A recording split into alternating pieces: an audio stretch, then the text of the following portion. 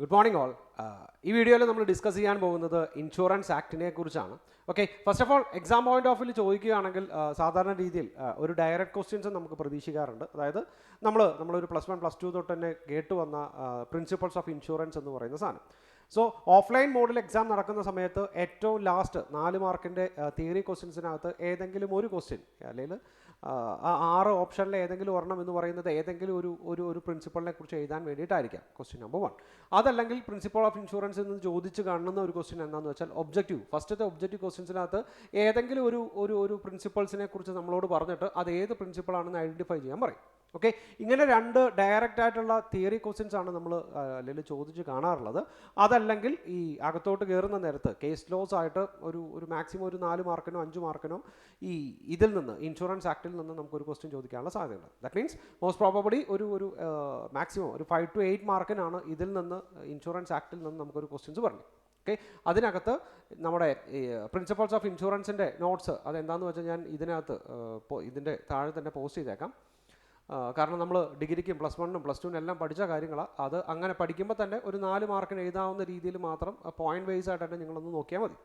Okay, നമുക്ക് direct ആയിട്ട് insurance ആക്ടിനകത്ത് പോവാം. First one, short title, extend and commencement. Under section 1, okay, this act may be called Insurance Act 1938 and it extends the whole of India. Okay, നേരത്തെ അങ്ങനെ ആയിരുന്നില്ല. ഇപ്പോൾ insurance act എന്ന് പറയുന്നത് ഇന്ത്യയിലെ എല്ലാവിടെയും ഇപ്പോൾ ദാറ്റ് മീൻസ് ഇപ്പോൾ ജമ്മു കാശ്മീരും കൂടെ ഏതിനകത്ത് വന്നു, ഈ ആക്ടിൻ്റെ കീഴിലോട്ട് വന്നു. Okay, and the second one, insurance of properties in India section 2CB പ്രകാരം 2-3 തവണ നമുക്ക് എക്സാമിന് കേസ് ലോസ് ചോദിച്ചിട്ടുള്ള കാര്യമാണ്. അതായത് ഇവിടെ പറയുന്നത് നിങ്ങൾക്ക് ഇന്ത്യയിലുള്ള ഒരു പ്രോപ്പർട്ടി ആണെങ്കിൽ, ഓക്കെ, ഒരു ഇന്ത്യൻ പ്രോപ്പർട്ടി ആണെങ്കിൽ അത് ഒരു കാരണവശാലും ഫോറിൻ ഇൻഷുറുടെ അടുത്ത് പോയിട്ട് ഇൻഷുർ ചെയ്യരുത്. ഓക്കെ, നിങ്ങൾ ഇന്ത്യക്കാരനാണ് അല്ലെങ്കിൽ നമ്മുടെ കൈവശമുള്ളത് ഒരു ഇന്ത്യൻ പ്രോപ്പർട്ടി ആണെങ്കിൽ നമുക്ക് ഒരു കാരണവശാലും ഈ പറയുന്ന ഫോറിൻ ഇൻഷുററുടെ അടുത്ത് ഇൻഷുർ ചെയ്യരുത്. ദാറ്റ് മീൻസ് നോക്കി, no person shall take out or renew any policy of insurance in respect of any property in India or any ship or other vessel or aircraft registered in India. മനസ്സിലായി? അതായത് ഇന്ത്യക്കകത്തുള്ള ഒരു property അല്ലെങ്കിൽ ഈ പറയുന്ന പോലെ ഷിപ്പോ വെസൽസോ എയർക്രാഫ്റ്റോ ആയിരിക്കാം എവിടെ രജിസ്റ്റർ ചെയ്തത്, ഇന്ത്യയിൽ രജിസ്റ്റർ ചെയ്തിരിക്കുന്നത് within an insurer whose principal place of business is outside India. Okay, അതായത് ആ ഒരു ഇൻഷുററുടെ പ്രിൻസിപ്പൽ പ്ലേസ് ഓഫ് ബിസിനസ് എന്ന് പറയുന്നത് ഇന്ത്യക്ക് പുറത്താണെങ്കിൽ അങ്ങനെയുള്ള ഒരാളുടെ അടുത്ത് ഒരു കാരണവശാലും ഇന്ത്യയിലുള്ള പ്രോപ്പർട്ടീസ് പോയിട്ട് ഇൻഷുർ ചെയ്യരുത്, except with prayer permission of the അതോറിറ്റിയുടെ പെർമിഷൻ ഇല്ലാതെ അങ്ങനെ ചെയ്യാൻ പാടില്ല എന്നാണ് പറയുന്നത്. ഇനി ഇതിനകത്ത് എന്തെങ്കിലും നിങ്ങൾ മിസ്റ്റേക്ക് വരുത്തുകയാണെങ്കിൽ that means if any persons contravenes the provisions he shall be liable to penalty which may extend 5 crore, 5 കോടി രൂപ വരെ നമുക്ക് പിഴ ഉണ്ടാവാനുള്ള സാധ്യതയുണ്ട്. ഓക്കെ, സോ എക്സാമിന് ചോദിച്ചിട്ടുള്ള കേസ് ലോ ആയിട്ട് ചോദിച്ചിട്ടുള്ള ഒരു സാധനമാണ്. ഒരു കാരണവശാലും ഇന്ത്യൻ പ്രോപ്പർട്ടിയോ അല്ലെങ്കിൽ ഇന്ത്യയിൽ രജിസ്റ്റർ ചെയ്തിരിക്കുന്ന വെസലോ ഷിപ്പോ എയർക്രാഫ്റ്റോ എന്ത് ചെയ്യാൻ പാടില്ല, ഫോറിൻ ഇൻഷുറുടെ അടുത്ത് പോയിട്ട് ഇൻഷുർ ചെയ്യാൻ പാടില്ല. Okay, and the next one, എക്സാമിന് ചോദിക്കുന്ന അടുത്തൊരു ഏരിയ ആണ് റിക്വയർമെന്റ് ആസ് ടു ക്യാപിറ്റൽ. അതായത് നിങ്ങളൊരു ഇൻഷുറൻസ് ബിസിനസ് ഇന്ത്യയിൽ സ്റ്റാർട്ട് ചെയ്യണമെങ്കിൽ ഓക്കെ, ഈ പറഞ്ഞിരിക്കുന്ന അത്രയും മിനിമം പെയ്ഡ് അപ്പ് ക്യാപിറ്റൽ നമുക്ക് ഉണ്ടായിരിക്കണം. ആദ്യത്തെ minimum paid up capital of ₹100 crore, 100 കോടി രൂപയാണ് മിനിമം പെയ്ഡ് അപ്പ് ക്യാപിറ്റൽ ആയിട്ട് പറയുന്നത്. ആർക്കൊക്കെയാണ്? Life insurance, general insurance and health insurance. Okay, അതായത് നിങ്ങൾ ലൈഫ് ഇൻഷുറൻസോ ഹെൽത്ത് ഇൻഷുറൻസോ ജനറൽ ഇൻഷുറൻസോ ചെയ്യുന്ന കമ്പനി ആണെങ്കിൽ നിങ്ങൾക്ക് മിനിമം 100 കോടി രൂപയുടെ എന്തെങ്കിലും വേണം, ക്യാപിറ്റൽ എങ്കിലും വേണം. And the second one, the minimum paid up equity capital of 200 crore, 200 കോടി രൂപയുടെ പെയ്ഡ് അപ്പ് ക്യാപിറ്റൽ വേണം. എങ്ങനെയാണെങ്കിൽ a person carrying exclusively as the business of re insurance എന്ന് പറഞ്ഞാൽ അറിയാലോ, ഒരു ഇൻഷുറൻസിനെ വീണ്ടും നമ്മൾ റീ ഇൻഷുർ ചെയ്യുന്നതിനെയാണ് അല്ലെങ്കിൽ വീണ്ടും ഇൻഷുർ ചെയ്യുന്നതിനാണ് നമ്മൾ റീ ഇൻഷുറൻസ് എന്ന് പറയുന്നത്. മനസ്സിലായി? സോ ഇവിടെ ശ്രദ്ധിക്കേണ്ട കാര്യം, നോർമലി നിങ്ങൾ ഹെൽത്തോ ലൈഫോ ജനറൽ ഇൻഷുറൻസ് ആണ് ചെയ്യുന്നതെങ്കിൽ നിങ്ങൾക്ക് 100 കോടി രൂപയുടെ മിനിമം പെയ്ഡ് അപ്പ് ക്യാപിറ്റൽ വേണം. ഇനി റീ ഇൻഷുറൻസ് ആണ് ചെയ്യുന്നതെങ്കിൽ 200 കോടി രൂപയുടെ ക്യാപിറ്റൽ വേണം. And minimum net owned fund of 5,000 crore, 5000 കോടി രൂപയുടെ നെറ്റ് ഓൺഡ് ഫണ്ട് വേണം. ആർക്കൊക്കെയാന്ന് നോക്കി, A foreign company engaged in re insurance business through a branch established in India. അതായത് ഫോറിൻ കമ്പനിയാണ് റീ ഇൻഷുറൻസ് ആണ് ചെയ്യുന്നത്, അവർ ഇന്ത്യയിൽ ഒരു ബ്രാഞ്ച് മുഖേനയാണ് ആ കാര്യങ്ങൾ ചെയ്യുന്നതെങ്കിൽ അവർക്ക് ഇവിടെ ആ ഫോറിൻ കമ്പനിക്ക് ഇന്ത്യയിൽ ഇൻഷുറർ ആവാൻ വേണ്ടിയിട്ട് 5000 കോടി രൂപയുടെ എന്ത് വേണം, നെറ്റ് ഓൺ ഫണ്ട് വേണം. ഇത് തന്നെ a minimum net own fund of 1000 crore required. 5000 വേണ്ട, 1000 കോടി മതി. ആർക്കാണെങ്കിൽ a foreign company engaged in re insurance business through a branch established in IFSC. That means international financial service സെന്റേഴ്സിനകത്താണെങ്കിൽ ഓക്കെ, അതായത് branch ഉണ്ട്, അത് എവിടെയാണെങ്കിൽ ഇൻ്റർനാഷണൽ ഫിനാൻഷ്യൽ സർവീസ് സെൻറ്റേഴ്സിനകത്താണെങ്കിൽ അല്ലെങ്കിൽ ആ ഒരു കോൺസെപ്റ്റിനകത്ത് വരുന്നതാണെങ്കിൽ 5000 കോടി രൂപയുടെ അല്ല നമുക്ക് വേണ്ടത്, 1000 കോടി രൂപയുടെ നെറ്റ് ഓൺ ഫണ്ടാണ് വേണ്ടത്. മനസ്സിലായി? സോ ഇവിടെ പെയ്ഡ് അപ്പ് ക്യാപിറ്റൽ എന്ന് പറയുന്നതാണ് ഇമ്പോർട്ടൻറ്റ്. എക്സാമിന് ചോദിക്കുവാണെങ്കിലും ഈ പറയുന്ന പെയ്ഡ് അപ്പ് ക്യാപിറ്റലിൻ്റെ അടിസ്ഥാനത്തിൽ തന്നെയാണ് കാര്യങ്ങൾ ചോദിക്കാറുള്ളത്. ഇനി പറയുന്നത് നോക്കിയേ, any preliminary expenses incurred in the formation and registration of insurer as may be specified by the regulation shall be excluded. അതായത് പെയ്ഡ് അപ്പ് ക്യാപിറ്റൽ എന്ന് പറയുന്ന എമൗണ്ട് നിങ്ങൾ കാൽക്കുലേറ്റ് ചെയ്യുന്ന നേരത്ത് ഈ പെയ്ഡ് അപ്പ് ക്യാപിറ്റലിൽ നിന്ന് ഏത് മൈനസ് ചെയ്ത് കളയണം? Preliminary expenses. ബാലൻസ് ഷീറ്റിനകത്ത് പ്രിലിമിനറി എക്സ്പെൻസസുകൾ എന്തെങ്കിലും ഉണ്ടെങ്കിൽ അതിനെ എക്സ്ക്ലൂഡ് ചെയ്തുള്ള പെയ്ഡ് അപ്പ് ക്യാപിറ്റൽ ആയിരിക്കണം എത്ര ഈ പറയുന്ന 100 കോടിയും 200 കോടി രൂപയും വേണ്ടേ. സോ സെക്ഷൻ 6 ഇൻഷുറൻസ് ആക്ടിനകത്ത് സെക്ഷൻ 6 ഫുള്ളായിട്ട് പറയുന്നത് നമ്മുടെ ക്യാപിറ്റലിനെ കുറിച്ചാണ്. സോ അതിന് 2 കാറ്റഗറി ആയിട്ടാണ് നോക്കണേ. സെക്ഷൻ 6ഉം 6A ഉണ്ട്. ബേസിക്കലി 6 പറയുന്നത് ഈ പറഞ്ഞ പോലെ 100 കോടി 200 കോടി 5000 കോടി 1000 കോടി ഈ 4 എമൗണ്ടുകളൊന്ന് ഓർത്തിരുന്നാൽ മതി. അങ്ങനെ എമൗണ്ട് കാൽക്കുലേറ്റ് ചെയ്യുന്ന നേരത്ത് എക്സാമിന് കേസ് ലോ ചോദിക്കുമ്പം എമൗണ്ട് കാൽക്കുലേറ്റ് ചെയ്യുന്ന നേരത്ത് പ്രിലിമിനറി എക്സ്പെൻസുകളും കൂടെ നോക്കണം. എന്നിട്ട് എന്ത് ചെയ്യാം, പ്രിലിമിനറി എക്സ്പെൻസസുകൾ മൈനസ് ചെയ്തിട്ട് വേണം നമുക്ക് എന്ത് ചെയ്യാൻ, ഈ പറയുന്ന പെയ്ഡ് അപ്പ് ക്യാപിറ്റൽ ഉണ്ടോ, ഈ പറയുന്ന ആ ലിമിറ്റിനകത്ത് വരുന്നുണ്ടോ എന്ന് ചെക്ക് ചെയ്യാൻ. Okay, and the next one capital ഓർഡറിൻ്റെ സെക്ഷൻ 6A ആണ് നമുക്ക് പഠിക്കാനുള്ളത്. നോക്കി, the requirement as to capital success and voting right. ഇവിടെ പറയുന്നത് kinds of shares. Kinds of shares means normally insurance കമ്പനിക്ക് ഇഷ്യൂ ചെയ്യാൻ പറ്റുന്നത് സിംഗിൾ ഫേസ് വാല്യൂലുള്ള ഇക്വിറ്റി ഷെയർസ് മാത്രമായിരിക്കും അല്ലേ. നമ്മൾ അക്കൗണ്ട്സിനകത്തൊക്കെ പ്രോബ്ലം ചെയ്യുമ്പോൾ പല ഫേസ് വാല്യൂലുള്ള ഷെയർസിനെ നമ്മൾ കാൽക്കുലേറ്റ് ചെയ്തിട്ടുണ്ട് നമ്മുടെ ബാലൻസ് ഷീറ്റിനകത്ത്. പക്ഷേ നിങ്ങൾ സ്റ്റാർട്ട് ചെയ്യുന്നത് ഒരു ഇൻഷുറൻസ് കമ്പനി ആണെങ്കിൽ ഓക്കെ, നിങ്ങൾക്ക് ഇക്വിറ്റി ഷെയർസ് മാത്രമേ ഇഷ്യൂ ചെയ്യാൻ പാടുള്ളൂ. ആ ഇക്വിറ്റി ഷെയർസിൻ്റെ ഫേസ് വാല്യൂ എല്ലാം സിംഗിൾ ആയിരിക്കണം. ദാറ്റ് മീൻസ് യുണീക്ക് ആയിരിക്കണം. And next one other forms of shares share capital as specified by the regulations. ഇനി ഈ ഇക്വിറ്റി അല്ലാതെ വേറെ ഫോമിനകത്ത് വരികയാണെങ്കിൽ ഏത് പ്രകാരം ഈ പറയുന്ന റൂൾസോ റെഗുലേഷൻ സ്പെസിഫൈ ചെയ്തിരിക്കുന്ന പ്രകാരമേ ചെയ്യാവൂ. And number 2 voting rights restricted to the equity shares. That means ഈ പറയുന്നത് പോലെ വേറെ forms of share capital issue ചെയ്താലും ഈ പറയുന്ന റൂൾസിൻ്റെ റെഗുലേഷൻസിൻ്റെ അടിസ്ഥാനത്തിൽ വേറെ ഫോംസ് പ്രകാരമുള്ള ഷെയർ ക്യാപിറ്റൽ ഇഷ്യൂ ചെയ്താലും വോട്ടിംഗ് ഷെയർ എന്ന് പറയുന്നത് ഇൻഷുറൻസ് കമ്പനിയുടെ വോട്ടിംഗ് ഷെയർ എന്ന് പറയുന്നത് ആർക്ക് മാത്രം അവകാശപ്പെട്ടതായിരിക്കും? ഈ പറയുന്ന ഇക്വിറ്റി ഷെയർസിന് മാത്രം അവകാശപ്പെട്ടതായിരിക്കും. And the voting rights of every shareholders strictly proportionate to the paid up amount of equity share capital held by them. മനസ്സിലായി? അതായത് ഈ പറയുന്നത് പോലെ അവരുടെ വോട്ടിംഗ് റൈറ്റ്സ് എന്ന് പറയുന്നത് അവരുടെ കൈവശമുള്ള ഷെയർ ഹോൾഡേഴ്സിൻ്റെ അല്ലെങ്കിൽ ഷെയർ ഹോൾഡിങ്ങിൻ്റെ അടിസ്ഥാനത്തിൽ തന്നെ ആയിരിക്കും. And the next one paid up amount same for all shares. അതായത് ഈ ഫേസ് വാല്യൂ സിംഗിൾ ആവുന്നത് പോലെ തന്നെ ഈ പറയുന്നത് പോലെ ഇതിൻ്റെ പെയ്ഡ് അപ്പ് എമൗണ്ടും എല്ലാ ഷെയർ ഹോൾഡേഴ്സിൻ്റെയും പെയ്ഡ് അപ്പ് എമൗണ്ടും സിംഗിൾ ആയിരിക്കണം. ഇനി അങ്ങനെ അല്ല എന്ന് വിചാരിക്കുക, അങ്ങനെ ഒരു കാറ്റഗറി വരുവാണെങ്കിൽ അവിടെ എക്സെപ്ഷൻ വരുന്നത് കേട്ടോ 1 year except during 1 year for the payment of calls. Okay, അതായത് കോള് വിളിച്ച് 1 വർഷത്തിനുള്ളിൽ ഇവരെല്ലാവരും എന്ത് ചെയ്യണം, നിർബന്ധമായിട്ടും ആ എമൗണ്ട് പേ ചെയ്തിരിക്കണം. അവരുടെ പെയ്ഡ് അപ്പ് ക്യാപിറ്റൽ എന്ന് പറയുന്നത് ഈക്വൽ ആയിരിക്കണം. ഓക്കെ, സോ സെക്ഷൻ 6 നമുക്ക് ക്യാപിറ്റലിനെ കുറിച്ചാണ് പറഞ്ഞത്. അത് 2 കാറ്റഗറി ആയിട്ട് തന്നെ ഓർത്തിരിക്കുക, 6ഉം 6A. 6 പറഞ്ഞത് 100 കോടി 200 കോടി 5000 കോടി 1000 കോടി പ്രിലിമിനറി എക്സ്പെൻസസ്, ഇങ്ങനെ 5 പോയിന്റ്സ് ആണെങ്കിൽ 6A പറയുന്നത് വോട്ടിംഗ് റൈറ്റ്സിനെ കുറിച്ചും ഇക്വിറ്റി ഷെയർസിനെ കുറിച്ചും മാത്രമാണ്. അവിടെ ഓർത്തിരിക്കേണ്ടത് ഇക്വിറ്റി ഷെയർ ക്യാപിറ്റലിൻ്റെ എല്ലാവരുടെയും ഫേസ് വാല്യൂ സിംഗിൾ ആയിരിക്കണം, യുണീക്ക് ആയിരിക്കണം എന്ന് പറയുന്നത് പോലെ തന്നെ അവരുടെ പെയ്ഡ് അപ്പ് എമൗണ്ടും യുണീക്ക് ആയിരിക്കണം. ഓക്കെ, അങ്ങനെ ആവാൻ വേണ്ടിയിട്ട് കോൾ വിളിച്ച് നമുക്ക് 1 വർഷം കൂടെ സമയം തരുന്നുണ്ട്. ആ 1 വർഷത്തിനുള്ളിൽ നമുക്ക് എന്ത് ചെയ്താൽ മതി, അത് യുണീക്ക് ആക്കിയാൽ മതി. Okay, and the next one actuarial report and abstract section 13. അതായത് ലൈഫ് ഇൻഷുറൻസ് ബിസിനസ് ആണ് നിങ്ങൾ ചെയ്യുന്നതെങ്കിൽ, ഇപ്പം ഒരു ജനറൽ ഇൻഷുറൻസോ ഒരു ഹെൽത്ത് ഇൻഷുറൻസോ ചെയ്യുന്നത് പോലെ ലൈഫ് ഇൻഷുറൻസ് ബിസിനസ് നമുക്ക് കറക്റ്റായിട്ട് ചെയ്യാൻ പറ്റില്ല. അല്ലെങ്കിൽ അവരുടെ ലൈബിലിറ്റിയോ ബാക്കിയുള്ള കാര്യങ്ങളോ നമുക്ക് എന്ത് ചെയ്യാൻ പറ്റില്ല, ഇവാലുവേറ്റ് ചെയ്യാൻ പറ്റില്ല അല്ലേ. ഇപ്പോൾ എന്താ പറയുക, ഇപ്പോൾ ഒരു മോട്ടോർ കാർ എടുത്തു, മോട്ടോർ കാർ ഒരു 5 വർഷത്തേക്കോ 10 വർഷത്തേക്കോ 15 വർഷത്തേക്കോ ഇൻഷുർ ചെയ്തു. സോ അവിടെ ഒരു ബേസിക് ആയിട്ടുള്ള ഒരു മാനദണ്ഡം ഉണ്ടാവും. കാർ ഇത്രയും നാൾ കഴിഞ്ഞിട്ടായിരിക്കാം, അല്ലെങ്കിൽ അതിൻ്റെ ഇൻഷുറൻസ് പോളിസി ഇങ്ങനെയായിരിക്കാം, അതിൻ്റെ പ്രീമിയം എങ്ങനെയായിരിക്കാം. അങ്ങനെ ബേസിക്കലി എന്താ പറയുക, കുറച്ചും കൂടെ സെർട്ടനിറ്റി ഉണ്ടാവും കാര്യങ്ങൾക്ക് അല്ലേ.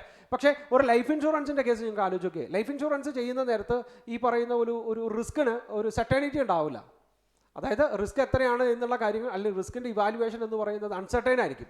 സോ ഇങ്ങനെ വരുന്ന സാഹചര്യങ്ങളിൽ ലൈഫ് ഇൻഷുറൻസ് ബിസിനസ്സിന് എന്ത് പ്രിപ്പയർ ചെയ്യണം, ആക്ച്വറിയൽ റിപ്പോർട്ട് എന്ന് പറയുന്ന സാധനം പ്രിപ്പയർ ചെയ്യണം. ആക്ച്വറിയൽ റിപ്പോർട്ട് അതായത് ലൈഫ് ഇൻഷുറൻസിൻ്റെ ലയബിലിറ്റി കാൽക്കുലേറ്റ് ചെയ്യണം എന്നർത്ഥം.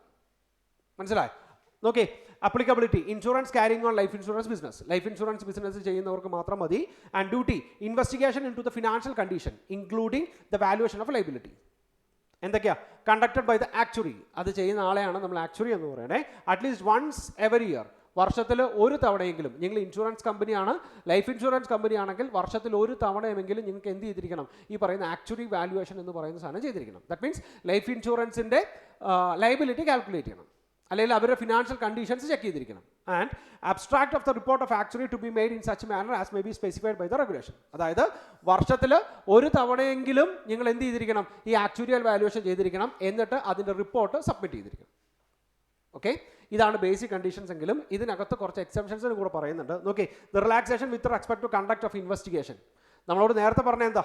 At least once in every year, വർഷത്തിൽ ഒരു തവണയെങ്കിലും ചെയ്യണമെന്നാണ് പറഞ്ഞിരിക്കുന്നത്. പക്ഷേ ഇവിടെ നോക്കി, അതോറിറ്റി എനി പർട്ടിക്കുലർ ഇൻഷുററെ സ്പെസിഫൈ ചെയ്യുകയാണ്, നിങ്ങളിങ്ങനെ എല്ലാ വർഷവും ചെയ്യണ്ട, അല്ലെങ്കിൽ എല്ലാ വർഷവും ഈ പറയുന്ന അബ്സ്ട്രാക്റ്റിൻ്റെ വാല്യുവേഷൻ അല്ലെങ്കിൽ ലൈബിലിറ്റി വാല്യുവേഷൻ ചെയ്യണ്ട. അത് ആര് സ്പെസിഫൈ ചെയ്യണം? അതോറിറ്റി തന്നെ സ്പെസിഫൈ ചെയ്യണം. അങ്ങനെയാണെങ്കിൽ നോക്കി, allow investigation to be made at a date not later than 2 years from the previous investigation. എല്ലാ വർഷവും ചെയ്യണമെന്നില്ല, 2 വർഷത്തിലൊരു, അല്ലെങ്കിൽ ഒരു ആക്ച്വറിയൽ വാല്യുവേഷൻ കഴിഞ്ഞ് 2 വർഷത്തിനുള്ളിൽ അടുത്തത് ചെയ്താൽ മതി. പക്ഷെ അത് ആര് സ്പെസിഫൈ ചെയ്യണമെന്ന് മാത്രം, അതോറിറ്റി സമ്മതിക്കണമെന്ന് മാത്രം. സോ നോർമൽ കേസിനകത്ത് എല്ലാ വർഷവും ചെയ്യണം. ഓക്കെ, എന്നിട്ട് അതിൻ്റെ റിപ്പോർട്ട് സബ്മിറ്റ് ചെയ്യണം. ഇതാണ് 2 പറഞ്ഞത്. എല്ലാ വർഷവും വാല്യുവേഷൻ ചെയ്യണം, എല്ലാ വർഷവും റിപ്പോർട്ട് സബ്മിറ്റ് ചെയ്യണം. എന്നിട്ട് അതിനകത്ത് ആദ്യത്തേനകത്ത് ഒരു എക്സെപ്ഷൻ പറയുന്നത്, നിങ്ങൾ എല്ലാ വർഷവും വാല്യൂ ചെയ്യണ്ട, അതോറിറ്റി ഓക്കെ ആണെന്ന് പറയുകയാണെങ്കിൽ ഒരു ആക്ച്വറിയൽ വാല്യുവേഷൻ കഴിഞ്ഞ് 2 വർഷം തികയുന്നതിന് മുമ്പ് അടുത്തത് ചെയ്താൽ മതി.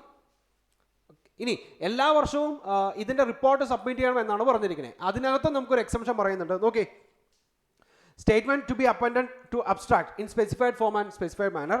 അതിനകത്ത് ഒരു റിലാക്സേഷൻ പറയുന്നത്, appended the statement once in every 3 years. Condition, investigation is made annually. മനസ്സിലായോ? അതായത് ഇൻവെസ്റ്റിഗേഷൻ എല്ലാ വർഷവും ചെയ്യുകയാണെങ്കിൽ നിങ്ങൾ ഇതിൻ്റെ സ്റ്റേറ്റ്മെൻറ്റ് അപ്പൻഡ് ചെയ്യുന്നത് എപ്പോൾ മാത്രം മതി? 3 വർഷത്തിൽ ഒരിക്കൽ മാത്രം മതി. സോ ബേസിക് ആയിട്ടുള്ള 2 കണ്ടീഷൻസ് പറഞ്ഞു. ആ 2 കണ്ടീഷൻസിനും എക്സംഷനും പറഞ്ഞു. എന്തൊക്കെയായിരുന്നു? ലൈഫ് ഇൻഷുറൻസ് ബിസിനസ് നടത്തുന്ന ആൾക്കാർ അവരുടെ ഫിനാൻഷ്യൽ സ്റ്റേറ്റ്മെൻറ്റ് ലൈബിലിറ്റി വാല്യൂ ചെയ്യാൻ വേണ്ടിയിട്ടാണ് ആക്ച്വറിയൽ വാല്യുവേഷൻ എന്ന് പറയുന്ന സാധനം ചെയ്യണേ. ആ ആക്ച്വറിയൽ വാല്യുവേഷൻ്റെ ബേസിക് കണ്ടീഷൻസിനകത്ത് ആദ്യം പറഞ്ഞത്, നിങ്ങൾ എല്ലാ വർഷവും ചെയ്യണം, എല്ലാ വർഷവും അതിൻ്റെ സ്റ്റേറ്റ്മെൻറ്റ് അപ്പൻഡ് ചെയ്യണം. അല്ലേ? ഇങ്ങനെ 2. അതിനകത്ത് ആദ്യത്തേനകത്ത് ഒരു എക്സംഷൻ പറഞ്ഞത് എന്താണെന്ന് വെച്ചാൽ, നിങ്ങൾ എല്ലാ വർഷവും ചെയ്യേണ്ട, അതോറിറ്റി ഓക്കെ ആണെന്ന് പറയുകയാണെങ്കിൽ 2 വർഷത്തിൽ ഒരിക്കൽ ചെയ്താൽ മതി. ഇനി രണ്ടാമത് പറഞ്ഞത്, എല്ലാ വർഷവും ഇത് അപ്പൻഡ് ചെയ്യണമെന്നാ. വേണ്ട, എല്ലാ വർഷവും അപ്പൻഡ് ചെയ്യണ്ട, നിങ്ങൾ 3 വർഷത്തിൽ ഒരിക്കൽ മാത്രം അപ്പൻഡ് ചെയ്താൽ മതി. പക്ഷേ എന്ത് ചെയ്യണം? ഈ 2 വർഷത്തിൽ ഒരിക്കൽ ചെയ്യാൻ പാടില്ല. അതായത് നിങ്ങൾ എല്ലാ വർഷവും ഇൻവെസ്റ്റിഗേഷൻ നടത്തുകയാണെങ്കിൽ, ഓക്കെ, അല്ലെങ്കിൽ എല്ലാ വർഷവും ആക്ച്വറിയൽ വാല്യുവേഷൻ നടത്തുകയാണെങ്കിൽ നിങ്ങൾ 3 വർഷത്തിൽ ഒരിക്കൽ മാത്രം ഇതിൻ്റെ സ്റ്റേറ്റ്മെൻറ്റ് അപ്പൻഡ് ചെയ്താൽ മതി. മനസ്സിലായോ? മനസ്സിലായെങ്കിൽ നമുക്ക് അടുത്ത നോക്കി, submissions of return. That means the audited accounts and statement abstract of actuarial report shall be printed and 4 copies thereof shall be furnished as a return to the authority within 6 months from the end of the period. അതായത് കാലാവധി കഴിഞ്ഞ് financial year കഴിഞ്ഞ് 6 മാസത്തിനുള്ളിൽ എന്ത് ചെയ്യണം? ഈ പറഞ്ഞ നമ്മുടെ ബുക്സ് ഓഫ് അക്കൗണ്ട്സിൻ്റെ സ്റ്റേറ്റ്മെൻറ്റിൻ്റെ കൂടെ ഏതും കൂടെ നമ്മൾ നേരത്തെ ചെയ്ത ലൈഫ് ഇൻഷുറൻസ് ബിസിനസ് ആണെങ്കിൽ ചെയ്യേണ്ടി വരുന്ന ആ ആക്ച്വറിയൽ റിപ്പോർട്ടും കൂടെ അപ്പൻഡ് ചെയ്ത് 4 കോപ്പി സഹിതം 6 മാസത്തിനുള്ളിൽ അതോറിറ്റിക്ക് സബ്മിറ്റ് ചെയ്യണം. മനസ്സിലായോ? Next one, investment of assets. Section 27 important ആണ്. കുറച്ചധികം കാര്യങ്ങൾ നമുക്ക് ഡിസ്കസ് ചെയ്യാനുള്ള. അതായത് ഈ പറയുന്ന ഇൻഷുറൻസ് കമ്പനി അവരുടെ കൈവശമുള്ള ഒരു സ്പെസിഫിക് എമൗണ്ട് നിർബന്ധമായിട്ടും എന്ത് ചെയ്യണം? ഇൻവെസ്റ്റ് ചെയ്യണം. അത് ഇൻവെസ്റ്റ് ചെയ്യേണ്ടത് അതോറിറ്റി പറയുന്ന ചില ക്രൈറ്റീരിയാസിൻ്റെ അടിസ്ഥാനത്തിൽ തന്നെ ഇൻവെസ്റ്റ് ചെയ്യണം. സിറ്റുവേഷൻ മനസ്സിലായി? അതായത് എപ്പോൾ വേണമെങ്കിലും കുറേ അധികം ലൈബിലിറ്റീസ് പെട്ടെന്ന് തന്നെ ഉണ്ടാവാൻ സാധ്യതയുള്ള ഒരു ബിസിനസ്സാണ് ഇൻഷുറൻസ് എന്ന് പറയുന്നത്. സോ അതോറിറ്റി ഇവിടെ സ്പെസിഫൈ ചെയ്യുന്നത്, ഓക്കെ, ഇൻഷുറൻസിൻ്റെ ഫംഗ്ഷൻസ് എല്ലാം സ്മൂത്ത് ആവാൻ വേണ്ടിയിട്ട് നിങ്ങളുടെ കൈവശമുള്ള ആ ഫണ്ട് കാൽക്കുലേറ്റ് ചെയ്യേണ്ടത് എങ്ങനെയാണെന്ന് നമുക്ക് നോക്കാം. ആ കാൽക്കുലേറ്റ് ചെയ്ത് കിട്ടുന്ന ആ ഫണ്ട് അതോറിറ്റി സ്പെസിഫൈ ചെയ്യുന്ന ഫോർമാറ്റിൽ, അതോറിറ്റി സ്പെസിഫൈ ചെയ്യുന്ന രീതിയിൽ തന്നെ അതോറിറ്റി പറയുന്ന സ്ഥലത്ത് പോയിട്ട് ഇൻവെസ്റ്റ് ചെയ്യണം. ഓക്കെ, സോ നോക്കി, the sums to be invested by an insurer carrying on life insurance business. നിങ്ങൾ ലൈഫ് ഇൻഷുറൻസ് ബിസിനസ് ആണ് ചെയ്യുന്നത് എന്ന് വിചാരിക്കുക, ലൈഫ് ഇൻഷുറൻസ്. സോ ഈ ഇൻവെസ്റ്റ്മെൻറ്റ് ഓഫ് അസറ്റ്സിനെ നമ്മൾ മെയിനായിട്ട് 2 രീതിയിലാണ് തരംതിരിക്കണേ. The first one life and second one others. ഈ ലൈഫിനകത്ത് മാത്രമാണ് നമ്മൾ ഫണ്ട് ഡയറക്റ്റ് ആയിട്ട് കാൽക്കുലേറ്റ് ചെയ്യണേ. വേറെ ഏതെങ്കിലും ബിസിനസ് ആണെങ്കിൽ നമ്മൾ ഫണ്ടല്ല നമ്മൾ നോക്കണേ, നമ്മൾ ആ ബിസിനസിൻ്റെ അസറ്റ് ആണ് ചെക്ക് ചെയ്യണേ. ബിസിനസിൻ്റെ ടോട്ടൽ അസറ്റ് എത്രയാണെന്നാണ് നോക്കണേ. സോ നിങ്ങൾ ആദ്യം ലൈഫ് ഇൻഷുറൻസിനെ കുറിച്ച് ചിന്തിക്കുക. സോ ലൈഫ് ഇൻഷുറൻസിന് ഒരു ഫണ്ട് ഇവാലുവേറ്റ് ചെയ്യണം. അതിന് നോക്കി the liabilities on life insurance policy on account of matured claims. Matured ആയിരിക്കുന്ന ക്ലെയിംസിന് കൊടുക്കേണ്ട എമൗണ്ട് എത്രയാണെന്ന് നോക്കാം. അതാണല്ലോ ലൈബിലിറ്റീസ്. നമുക്ക് കൊടുക്കേണ്ട എമൗണ്ടിനെയാണല്ലോ നമ്മൾ ലൈബിലിറ്റീസ് എന്ന് പറയുന്നത്. സോ ഇൻഷുറൻസ് പോളിസി എടുത്തിരിക്കുന്ന ആൾക്കാരുടെ എത്രയാണോ മെച്യൂർഡ് ആയിരിക്കണേ, ക്ലെയിംസ് മെച്യൂർഡ് ആയിരിക്കുന്നത്, സോ അവർക്ക് വേണ്ടി കൊടുക്കേണ്ട എമൗണ്ട്. അതിൻ്റെ കൂട്ടത്തിൽ okay liabilities on LIP policy matured for the payment. ഈ പറയുന്ന പോലെ ക്ലെയിം മെച്യൂർഡായി അത് ഏതുമായി, അല്ലെങ്കിൽ ക്ലെയിം മെച്യൂർഡ് ആയതും കിടപ്പുണ്ടാവും, അല്ലെങ്കിൽ പേയ്മെൻറ്റ് മെയ്ഡ് ചെയ്യേണ്ടതും കിടപ്പുണ്ടാവും, പേയ്മെൻറ്റ് ചെയ്യേണ്ടതും കിടപ്പുണ്ടാവും. സോ ഇത് രണ്ടും കൂടെ ആഡ് ചെയ്യുന്ന നേരത്ത് നമുക്ക് ടോട്ടൽ ഔട്ട്ഫ്ലോ എത്രയാണെന്ന് കിട്ടും. നമുക്ക് പെട്ടെന്ന് ഉണ്ടാവേണ്ട ഔട്ട്ഫ്ലോ നമുക്ക് ഇത് രണ്ടും കൊടുക്കേണ്ടതാണ് അല്ലേ. അതായത് മെച്യൂർഡ് ആയാലും മെച്യൂർഡ് ഫോർ പേയ്മെൻറ്റ് ആയാലും ഇത് രണ്ടും നമുക്ക് പെട്ടെന്ന് തന്നെ കൊടുക്കേണ്ടതാണ്, അല്ലെങ്കിൽ നമുക്ക് ഉണ്ടാവാൻ സാധ്യതയുള്ള ഔട്ട്ഫ്ലോ ആണ്. ഈ ഔട്ട്ഫ്ലോ നമുക്ക് എഴുതി വെക്കാം. ഇതിൽ നിന്ന് എന്ത് മൈനസ് ചെയ്യാം നോക്കി, less the premium due to the insurer or life insurance policy but not paid and the days of grace for the payment have not been expired. Premium due to the insurer on a life insurance policy, അതായത് നമുക്ക് കിട്ടേണ്ട amount ആണ് premium എന്ന് പറയുന്നത് അല്ലേ. So total എല്ലാവരും എടുത്തിരിക്കുന്ന പ്രീമിയത്തിൽ എത്രയാണോ ഇപ്പോൾ പ്രീമിയം ഡ്യൂ ആയിരിക്കുന്നത്, നമുക്ക് കിട്ടേണ്ട എമൗണ്ട് എത്രയാണെന്ന് നോക്കാം. അതിൻ്റെ കൂട്ടത്തിൽ amount due to the insurer for loans granted, അതായത് ഇൻഷുറർക്ക് ഇൻഷുറൻസ് കമ്പനിക്ക് ലോൺ കൊടുക്കാം, ആ ലോണിൻ്റെ തിരിച്ചടവ് എത്രയാണോ ഡ്യൂ ആയിരിക്കുന്നത് അത്. ലോൺ കൊടുക്കുന്നതിന് സ്പെസിഫിക് കണ്ടീഷൻസും ക്രൈറ്റീരിയാസും ഉണ്ട്, അത് നമുക്ക് വഴിയെ പറയാം. സോ നോക്കി, ആദ്യത്തെ രണ്ടെണ്ണം ഔട്ട്ഫ്ലോനെ കുറിച്ചാണ് പറയുന്നതെങ്കിൽ പിന്നീട് രണ്ടെണ്ണം പറഞ്ഞത് ഈ ഇൻഷുറൻസ് കമ്പനിക്ക് കിട്ടേണ്ട എമൗണ്ടുകളെ കുറിച്ചാണ് അല്ലേ. സോ ഈ ഔട്ട്ഫ്ലോയിൽ നിന്ന് ഇൻഫ്ലോ നമുക്ക് കിട്ടാൻ സാധ്യതയുള്ള എമൗണ്ടുകൾ മൈനസ് ചെയ്താൽ ഇതിൻ്റെ ബാലൻസിനെയാണ് നമ്മൾ ഫണ്ട് എന്ന് പറയുന്നത്. സോ നിങ്ങളൊരു ലൈഫ് ഇൻഷുറൻസ് ബിസിനസ് ചെയ്യുന്ന ഒരു കമ്പനി ആണെങ്കിൽ ഈ ഫണ്ടിൻ്റെ നിശ്ചിത ശതമാനം നെക്സ്റ്റ് നോക്കാം. ഓക്കെ, വേറെ insurer carry on life insurance business, ആ ഫണ്ടിൻ്റെ 25% എന്ന് പറയുന്നത് ഗവൺമെൻറ് സെക്യൂരിറ്റീസിൽ നിങ്ങൾ ഇൻവെസ്റ്റ് ചെയ്യണം. നമുക്ക് നേരത്തെ കിട്ടിയത് 100 കോടിയാണെങ്കിൽ, ആ ഫണ്ട് എന്ന് പറയുന്നത് 100 കോടിയാണെങ്കിൽ ആ 100 കോടിയുടെ 25% നിങ്ങൾ ഗവൺമെൻറ് സെക്യൂരിറ്റീസിനകത്ത് ഇൻവെസ്റ്റ് ചെയ്യണം. ആൻഡ് ദ ബാലൻസ് 25% എവിടെയാ, the set sum in government securities or other approved securities. So 25% നിർബന്ധമായിട്ട് ഗവൺമെൻറ് സെക്യൂരിറ്റീസിനകത്ത് നിങ്ങൾ ഇൻവെസ്റ്റ് ചെയ്യണം. ബാലൻസ് 25% എന്ന് പറയുന്നത് ഗവൺമെൻറ് സെക്യൂരിറ്റീസിനകത്തോ അല്ലെങ്കിൽ വേറെ അപ്രൂവ്ഡ് സെക്യൂരിറ്റീസിനകത്തോ ഇൻവെസ്റ്റ് ചെയ്യണം. ഇനി ബാലൻസ് വരുന്നത് നോക്കി, any of the approved investment, മനസ്സിലായി, specified by the regulation specify ചെയ്തിരിക്കുന്ന അപ്രൂവ്ഡ് ഇൻവെസ്റ്റ്മെന്റ്സ് ഉണ്ടാവും, അവിടെ പോയിട്ട് ഇൻവെസ്റ്റ് ചെയ്യണം. സോ നമ്മുടെ ഈ ഫണ്ട് ഇൻവെസ്റ്റ് ചെയ്യുന്നതിൻ്റെ സമയത്ത് ആദ്യം ലൈഫ് ഇൻഷുറൻസ് ബിസിനസ് ആണോ നോക്കുക, ആണെങ്കിൽ ആ ഫണ്ട് ഇവാലുവേറ്റ് ചെയ്യുക, അല്ലെങ്കിൽ ഫണ്ട് കാൽക്കുലേറ്റ് ചെയ്യുക. ആ ഫണ്ടിൻ്റെ 25% ഗവൺമെൻറ് സെക്യൂരിറ്റീസിനകത്ത് ഇൻവെസ്റ്റ് ചെയ്യണം നിർബന്ധമായിട്ടും. ബാലൻസ് അടുത്ത 25% എന്ന് പറയുന്നത് ഗവൺമെൻറ് സെക്യൂരിറ്റീസിനകത്തോ അല്ലെങ്കിൽ വേറെ ഏതെങ്കിലും അപ്രൂവ്ഡ് സെക്യൂരിറ്റീസിനകത്തോ നമ്മൾ ഇൻവെസ്റ്റ് ചെയ്യണം. ഇനി ബാലൻസ് 50% എന്ന് പറയുന്നത് നമ്മുടെ ബോർഡ് സ്പെസിഫൈ ചെയ്യുന്ന റെഗുലേഷൻസ് പ്രകാരം ചെയ്യേണ്ട ഇൻവെസ്റ്റ്മെൻറ്റ്സിനകത്ത് നിങ്ങൾ എന്ത് ചെയ്യണം, ഇൻവെസ്റ്റ് ചെയ്യണം. ഇനി നിങ്ങളൊരു ജനറൽ ബിസിനസ്സിലാണെങ്കിലോ നോക്കി, വേറെ insurer carrying on general insurance business ആണ് ചെയ്യുന്നതെങ്കിൽ 20% ഓഫ് ഇറ്റ്സ് അസറ്റ്സ്, അവിടെ ഫണ്ടല്ല പറയണേ, അവിടെ അസറ്റ് ആണ് പറയണേ, ആ അസറ്റിൻ്റെ 20% ഗവൺമെൻറ് സെക്യൂരിറ്റീസിനകത്ത് ചെയ്യണം. 10% എന്ന് പറയുന്നത് government securities or other approved securities, and balance എന്ന് പറയുന്നത് അപ്രൂവ്ഡ് ഇൻവെസ്റ്റ്മെന്റ്. ഓക്കെ, സോ അത് അതേ രീതിയിൽ തന്നെ ഓർത്തിരിക്കുക. ലൈഫ് ഇൻഷുറൻസ് ബിസിനസ് ആണെങ്കിൽ ഫണ്ട് ഇവാലുവേറ്റ് ചെയ്യണം, എന്നിട്ട് ഈ പറഞ്ഞതുപോലെ 25% ആൻഡ് 50% എന്നുള്ള രീതിയിലാണെങ്കിൽ, ജനറൽ ഇൻഷുറൻസ് ആണെങ്കിൽ ഈ ഫണ്ട് എന്ന് പറയുന്നത് മാറി പകരം അവിടെ അസറ്റായി, അസറ്റിന് 20%, 10% ആൻഡ് ബാലൻസ് 70% എന്നുള്ള രീതിയിൽ വരും. അതായത് ആദ്യം എഴുതിയിരിക്കുന്ന 25% ആണെങ്കിലും 20% ആണെങ്കിലും നിർബന്ധമായിട്ടും ഗവൺമെൻറ് സെക്യൂരിറ്റീസിനകത്ത് ഇൻവെസ്റ്റ് ചെയ്യണം. ആൻഡ് ബാലൻസ് 25%, 10% ആണെങ്കിലും ഗവൺമെൻറ് ഓർ അപ്രൂവ്ഡ് സെക്യൂരിറ്റീസിനകത്ത് നിങ്ങൾ ഇൻവെസ്റ്റ് ചെയ്യണം. ആൻഡ് ബാലൻസ് ഇവിടെ 50 ഇവിടെ 70 വരും. ഇത് നിർബന്ധമായിട്ടും അപ്രൂവ്ഡ് ഇൻവെസ്റ്റ്മെൻറ്റ്സിനകത്ത് നിങ്ങൾ ഇൻവെസ്റ്റ് ചെയ്യണം. മനസ്സിലായി? ഇതാണ് ബേസിക് ആയിട്ടുള്ള ഒരു ക്രൈറ്റീരിയ വരുന്നത് ഇൻഷുറൻസ് കമ്പനിയുടെ. Okay, and the next one, പ്രൊഹിബിഷൻസ് of loan. Section 29 സ്ഥിരമായിട്ട് എക്സാമിന് കേസ് ലോ ചോദിക്കുന്ന ഒരു ഏരിയ ആണ് സെക്ഷൻ 29, സ്ഥിരമായിട്ട് ചോദിക്കുന്നത്. നോക്കാം.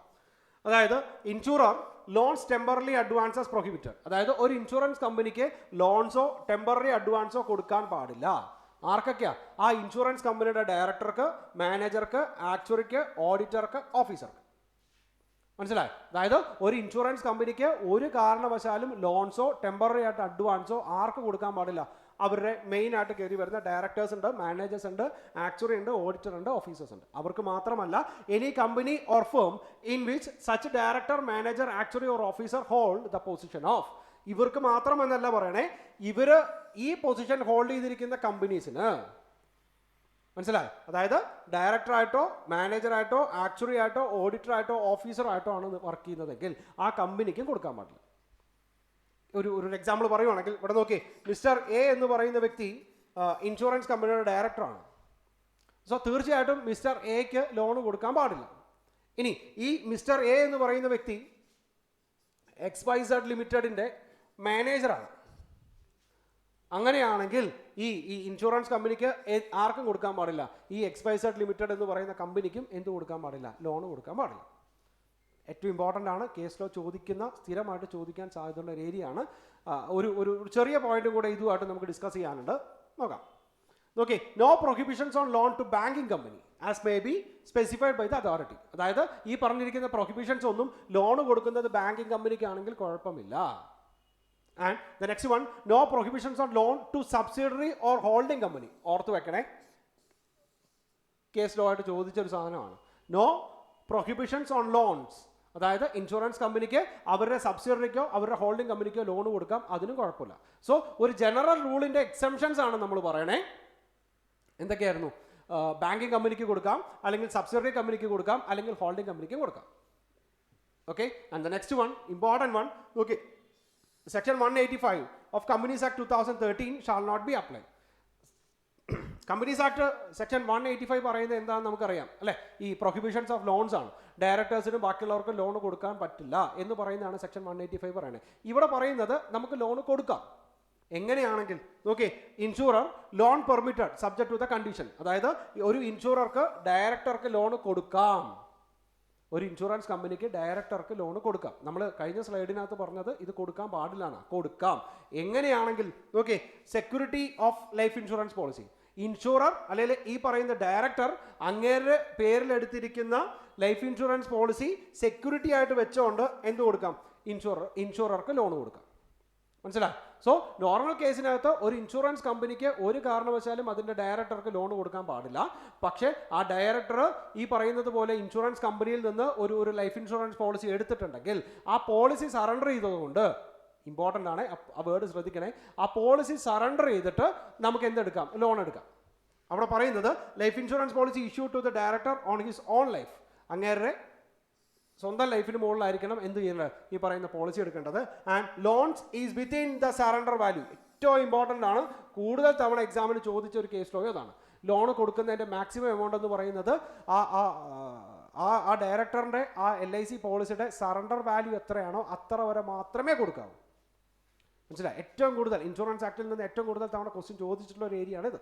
സോ മിസ്റ്റർ എ എന്ന് പറയുന്ന വ്യക്തി ഒരു കമ്പനിയുടെ അല്ലെങ്കിൽ ഒരു ഇൻഷുറൻസ് കമ്പനിയുടെ ഡയറക്ടറാണെന്ന് വിചാരിക്കുക. എക്ക് നോർമൽ കേസിനകത്ത് ലോൺ കൊടുക്കാൻ പാടില്ല. പക്ഷേ മിസ്റ്റർ എ ആ കമ്പനിയിൽ നിന്ന് അങ്ങേരുടെ പേരിൽ തന്നെ എന്തെടുത്തിട്ടുണ്ട്? ഒരു ലൈഫ് ഇൻഷുറൻസ് പോളിസി എടുത്തിട്ടുണ്ടെങ്കിൽ ആ ലൈഫ് ഇൻഷുറൻസ് പോളിസി സറണ്ടർ ചെയ്തിട്ട് എന്ത് ചെയ്യാം?